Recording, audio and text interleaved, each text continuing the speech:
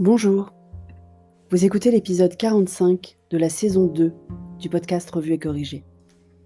Cet épisode est tiré d'un billet du blog et s'intitule « Technocratie mon amour ».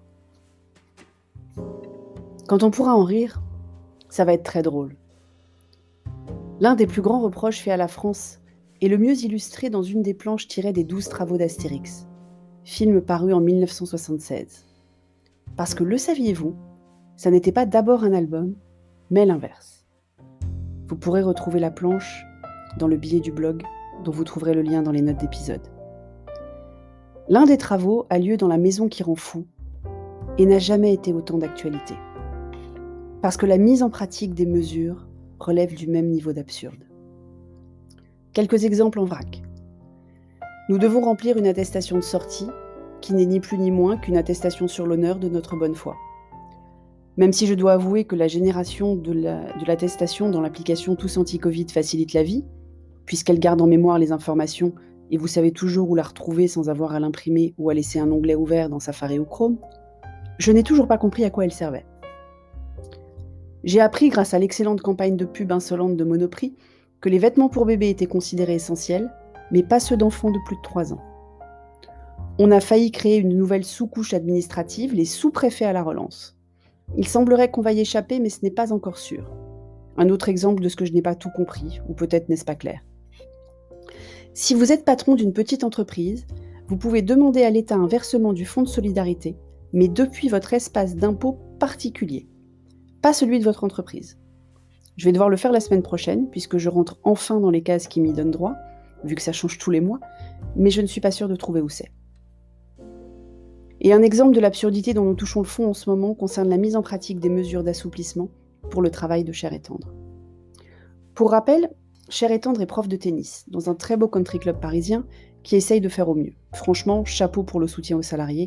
Tous les employeurs n'ont pas eu la même classe ni bienveillance. Voilà, c'est dit.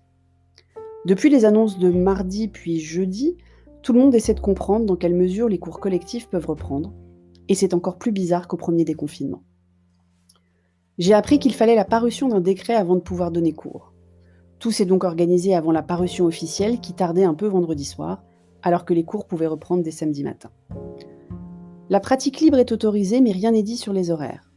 Puisqu'en ce moment, il n'y a pas de couvre-feu, mais un confinement, et dans la limite des 20 km et 3 heures, les membres du club pourraient donc venir jouer, dans le respect des règles sanitaires, jusqu'à la fermeture normale du club à 23 heures. Mais à partir du 15 décembre, le couvre-feu s'applique. Donc ils devront être rentrés pour 21 heures chez eux. Un pas en avant, un pas en arrière.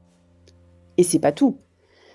Même si l'État est évidemment l'autorité supérieure, la Fédération française de tennis a voulu faire paraître un guide pour aider les clubs à la mise en pratique des mesures. Il faut dire que le président de la FFT est en pleine période de réélection. Et dans le guide, il est question de l'autorisation des cours collectifs aux adultes, dont le gouvernement avait dit à maintes reprises qu'il ne pourrait pas reprendre même en extérieur. Il a fallu attendre plusieurs heures que le ministère des Sports publie sa propre annonce pour que tout le monde souffle et se voit confirmer ce que la FFT avait annoncé quelques heures plus tôt. On ne sait pas et on ne comprend rien. Comme nous sommes un état de droit, n'en déplaise à ceux qui essaient de nous faire croire le contraire, ils ont même autorisé les manifestations samedi après-midi dans les rues commerçantes qui vont être blindées de monde pour le rush d'avant Noël. Alors j'ai interdit à Petit Homme et Cher et Tendre de sortir faire des courses après 13 heures. C'est une chose que de lâcher prise sur ce qu'on ne sait pas. C'en est une autre que d'être complètement perdu quant à la mise en œuvre des mesures, quand on connaît les amendes à payer. Dans un pays où autant de gens sont censés s'occuper du comment, et où la grande majorité d'entre eux sont passés par des écoles prestigieuses à renommée mondiale, ce manque de pragmatisme continue de m'inquiéter. Un peu moins de couches et un peu plus de bon sens ne nous ferait pas de mal.